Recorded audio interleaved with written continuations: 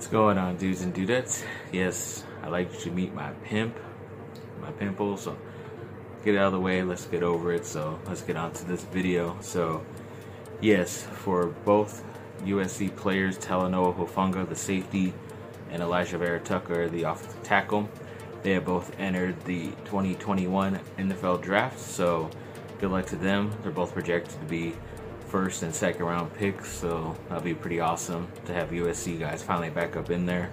Be tough to see them go because they could have came back for another year, but it's just best for them because their stock might have dropped down. So good luck to them, and look forward to seeing you. Oh, maybe one of you will be a Charger. Never know. And then other USC football news. So Marquis Stepp, the running back, and Connor Murphy, the defensive end, they have both entered the transfer portal.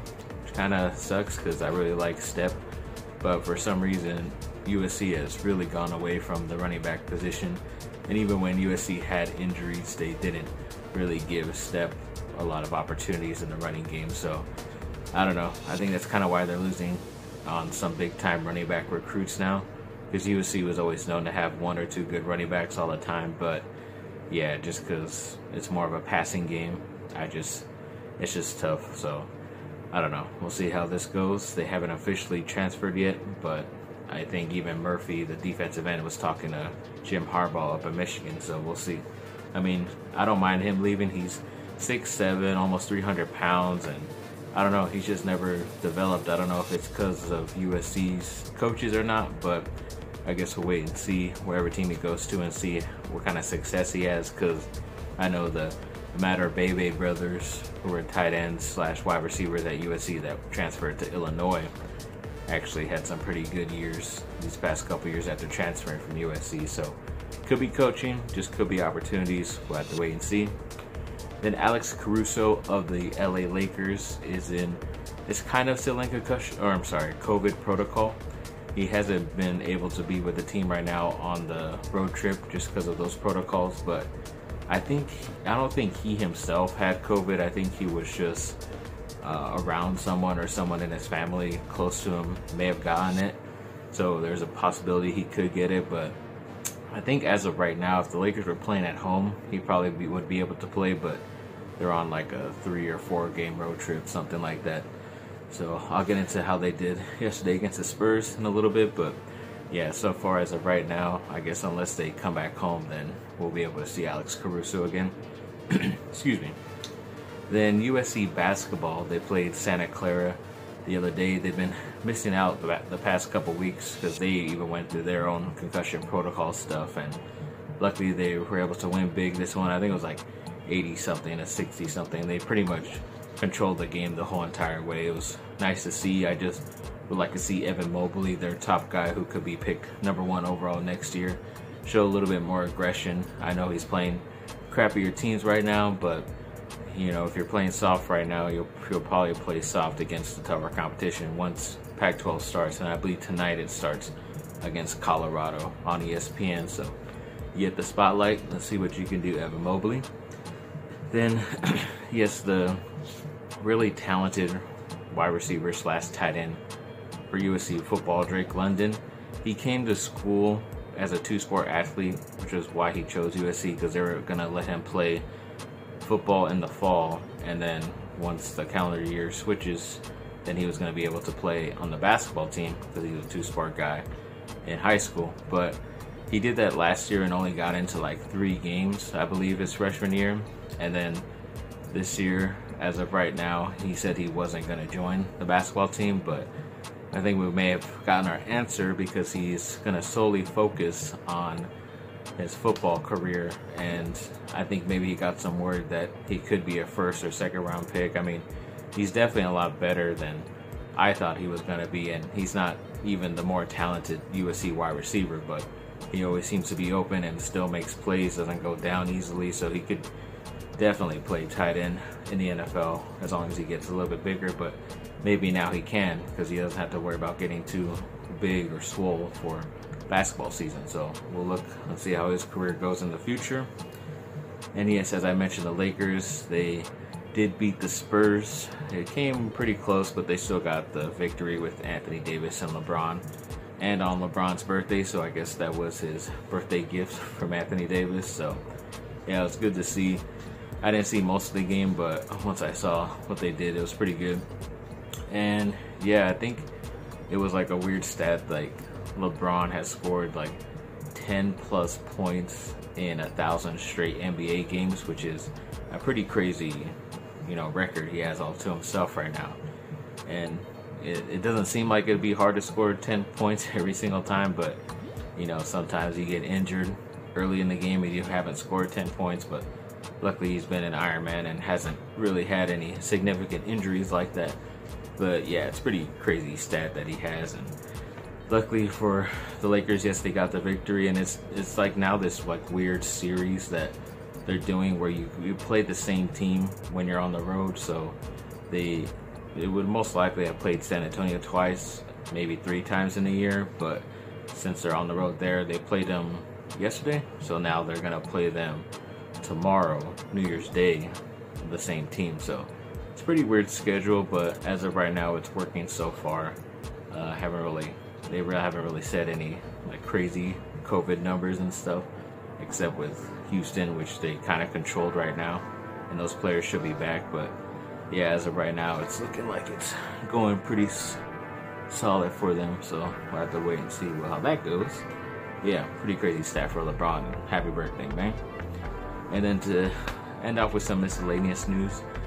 Yes, the Killers, they recently had a record come out this year during the summer, and I really liked it. If I like more than half your songs on the album, then I'd say it's a good album. And I definitely liked a lot more than half on that record. And so I thought at least one of the songs, one of their singles, could be on the Killers' all-time top 10 song list, in my opinion. That's how much I really like it. But apparently they've been pretty busy in this second half of this quarantine, and a lot of fans are speculating that there could be another record coming out in 2021, which is pretty crazy. But like I've said before, in some other bands who release stuff pretty quickly, it's kind of not that difficult in this time where you're just sitting around doing nothing and can't really go anywhere, so can't play any shows. They're not that busy, so might as well just make music and set yourself up for the next couple years, and hopefully people get a lot healthier and you can have concerts again and go back out there. So yeah, definitely looking forward to seeing what they can do. Maybe a little bit more 80s sounding music, but we'll wait and see how that goes. And yeah, depending on, this video is pretty short, so I might wait for the USC basketball game tonight to add on to this and then see what other stuff comes out news-wise. But yeah, I'm gonna get this all in, and I'll even have my predictions tomorrow. I have to sit on it, on my prediction for the games tomorrow, the Final Four for the college football playoff. Usually I'm pretty good at it, but we'll see how this goes. But yeah, I'll tell you those things later in this video or right after this. So yeah, I'll see you soon. Alright guys, so just to finish off this video, yes, the USC cornerback Alijah Griffin, son of the rapper Warren G, is officially declaring for the NFL draft after just 3 years at USC. He's been pretty consistent, especially at that cornerback position in high school. He played both wide receiver and cornerback, and kick returner, punt returner, and sometimes I kind of more just want him for like a wide receiver position, just because he was very special on that end as well, at times more than a cornerback. But he decided to focus on that position while in college, and he's been pretty good, especially going up against whether it's tall guys, fast guys, anything. But does need to be a little bit more consistent there, in my opinion. He probably got some good word that he's going to be a pretty high draft pick, maybe between 3rd, 4th, and 5th round. So you never know, but I think he can, as long as he has like 15 pounds of muscle. He should be able to play with anybody in the league because he has that great speed. But yeah, good luck to him, and we'll see a lot of departures for USC, but hopefully that means they'll be getting a good recruiting class, adding a couple more guys. And Keenan Allen, the wide receiver for the Chargers, has been officially put on the COVID-19 list. I think at first it was like he was a close contact person, but either way, he was going to be out for this Sunday's game. this final Sunday game against the Chiefs. So a lot of people missing in that game. If Justin Herbert doesn't go off, then it's obvious that he's not a great quarterback as everybody's saying he is, because the Chiefs especially are going to be missing a bunch of guys off their roster for resting up for the playoffs. So yeah, if he doesn't do good, then there's definitely something wrong. And then Dante Williams, the pretty much new, he's only been there 1 year now at USC. He's a cornerback coach, but he's also like one of the head recruiters for USC, and that's why it was like a big thing to get him when they did, especially from Oregon, because they kept getting a lot of good recruits. But as of late, he's been getting them some pretty good recruits in his first recruiting cycle, and hopefully a couple more coming up. But yeah, he's one of the top guys, and they just promoted him to assistant coach, which is pretty good. I'll get into some other guys that helped him, the head coach might have done to other people, but yeah, it's a good job by him, trying to keep him as long as they can, because he could probably get a defensive coordinator spot just because of how good his recruiting is. But yes, trying to keep him in LA for our sake, to try to get some of these good players. And then Dennis Schroeder, the new point guard for the LA Lakers, I think it was like right before the season, he had a chance to sign an extension on his contract, but I think he might have been wanting a little bit more money than what that extension would have gave him, because he's been kind of coming off the bench the past few years and is more known as that player. But with the Lakers, he's actually playing point guard and starting for them. So I think that's kind of like the reason why he wants to show he could play a starting point guard position and be able to get a little bit more money. But he does like what the Lakers have to offer and are very impressed with them. So hopefully that's a good sign to be able to keep him, and hopefully the Lakers will have money this next offseason coming up, because he's a pretty talented guy. He's been really good for the Lakers so far. And then yes, as I mentioned, a couple of those coaches that Clay Helton of USC did stuff to. So apparently this isn't like official news yet, this is kind of off the radar, but apparently some people have been hearing that Clay Helton fired the offensive line coach, which is okay in my opinion, Tim Drevno, just because he hasn't really put out a lot of great talent at that position and hasn't really developed those guys. So I think that wasn't a horrible fire. I just hope he gets someone more talented instead of someone who was kind of like his friend. And then also the strength and conditioning coach, Brad Osmus. It's either Brad or Aaron Osmus, I forget. But I mean, they did a whole video on him on the USC like YouTube stuff, and he seemed like a cool guy, was really into being able to build these guys up. He was actually with the regime when like Pete Carroll was there, so I think that's why they really brought him in, because obviously when Pete Carroll was at USC there was a lot of success, but I just don't know, a lot of these guys for USC right now, they don't really seem physically even ready for college football, because a lot of these guys who are supposedly USC's great players, they don't look intimidating, and when it comes to missed tackles and stuff, because they're not strong enough to hold guys down, it's kind of pretty obvious. So I don't know, we'll have to wait and see who he gets and be able to build up their strength and make them actually look like a college football team, because at times places like Clemson, Alabama, Ohio State, those guys look like they're practice squad players in the NFL already, and they're still only in college. So yeah, I think physically USC has to change their mentality, and hopefully they get a good hire. And then the last thing to finish off, yes, Derwin James, the star safety for the LA Chargers, who's been out quite a bit with injuries, especially this whole entire year.